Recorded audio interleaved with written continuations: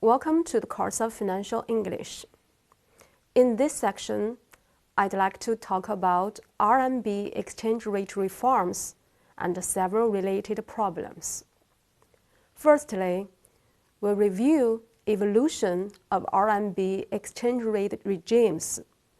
Then, we'll introduce the interbank foreign exchange market in China and the foreign exchange transactions available now.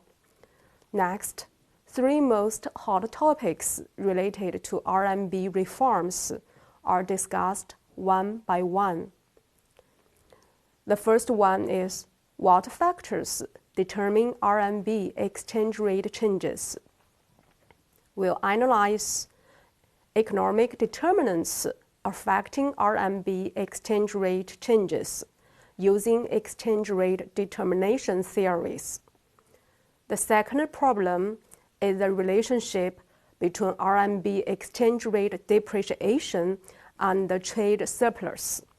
Or could RMB appreciation help decrease China's huge amount of trade surplus? The last problem is RMB internationalization. Before moving forward, here are several questions for your consideration. What are present RMB exchange rates against US dollar, Great Britain pound, and euro? What do you think of the present RMB exchange rate? Is it overvalued or undervalued? What do you expect RMB exchange rate to change in the future? Will it depreciate or appreciate? Bearing these questions in mind, we'll begin this section. Here is a figure depicting exchange rate changes of RMB against US dollar since 1952 to 2009. From the figure, we can see before the opening up and reform, $1 can be exchanged to about 2 to 3 Chinese yuan, which was generally regarded as an overvaluation. Since 1980s, RMB exchange rates began to depreciate. In particularly, in 1994, RMB depreciated by 50% against US dollar to stimulate the export-oriented economic growth. Well, the evolution of RMB exchange rate regime can be divided into 5 stages. The first phase started from 1949 to 1972, in which RMB exchange rate was determined by the government, correspondent to the plan economy. RMB exchange rate was pegged to Great Britain pound and thus actually pegged to US dollar, since all currencies were pegged to US dollar under the Bretton Woods system. Due to the severe shortage of foreign reserves at that time, strict control was enforced on foreign exchange. Phase 2 started from 1973 to 1985. With collapse of Bretton Woods system in 1973, fixed regime was taken place by floating regime. Due to increased volatilities of main currencies, single peg can't help eliminate exchange rate risks in international transactions, and thus RMB regime was turned from a single peg to a basket peg from 1973.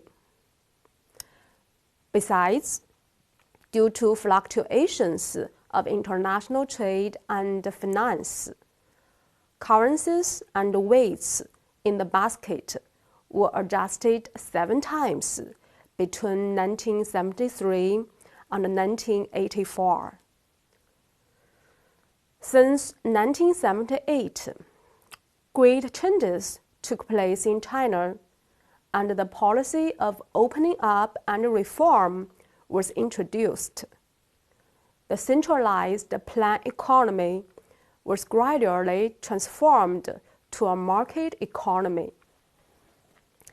To introduce market forces into RMB exchange rate determination, dual exchange rate system was set up. That is, undervalued internal settlement rate in trade sectors and official rate for non-trade settlements coexisted.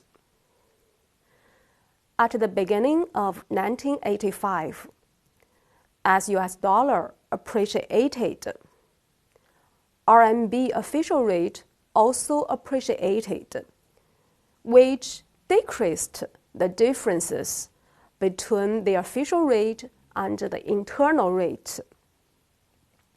Therefore, the use of internal settlement rate was discontinued in 1985 by the government, and all transactions were to be executed at the official rate published by the State Administration for Foreign Control.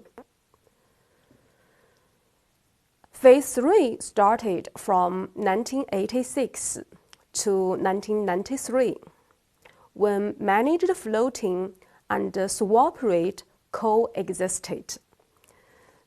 To introduce more market forces into RMB exchange rate determination, in November 1986, Swap Center was founded, where Chinese enterprises and foreign investment corporations were permitted to engage in foreign exchange transactions at the rate agreed between buyers and sellers.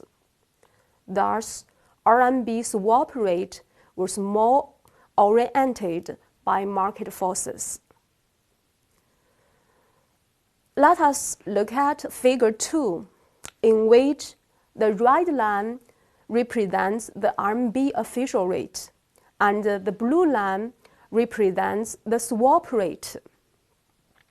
As Figure 2 shows, in 1993, high inflation depreciated RMB swap rate, and the divergence between the official rate and the swap rate became larger and larger, which brought about a series of problems, such as rent-seeking, corruption, and black markets.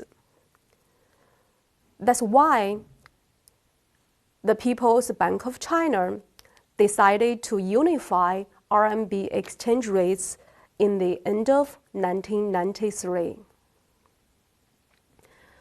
Phase 4 started from 1994 to 2005. In 1994, Chinese government introduced a series of reforms on foreign exchange system, including the conditional current account convertibility, setting up unified RMB foreign exchange market, and adopting the market-based managed floating exchange rate regime. The reform opened up the road of market orientation of RMB exchange rate determination.